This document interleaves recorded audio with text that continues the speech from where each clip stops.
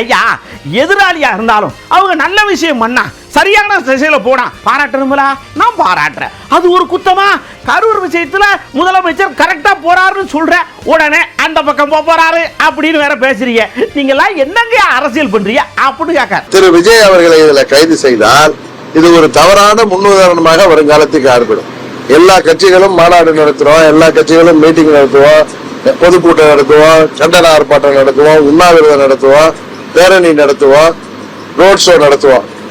இதுல என்னதான் நாம் காவல்துறையும் என்னதான் இதுல உஷாரா இருந்தாலும் நம்மை மீறி விபத்து நடப்பதற்கு வாய்ப்பு இருக்கு.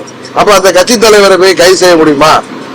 அது ஒரு முன்னுதாரணமாக வந்துவிடக்கூடாது என்பதுல நாம எல்லாம் அதுல சரியா இருக்கும். அதே முதலமைச்சரே உணர்ந்திருக்காரு. ஏன்னா அவர் 50 ஆண்டு அனுபவம் இருக்கு. அது சொன்னா தவறா எடுத்துக்கிறாங்க.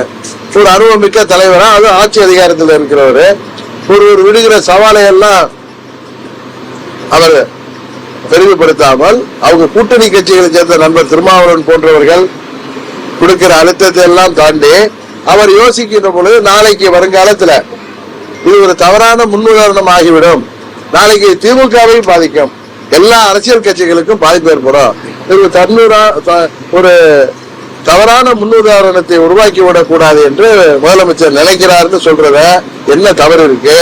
இதுல போய் இதுக்கும் இதை போய் நான் அவருக்கு ஒரே தெரியா சப்போர்ட் பண்றேன்னு சொல்றது நியாயமா பேசினா சப்போர்ட்டா?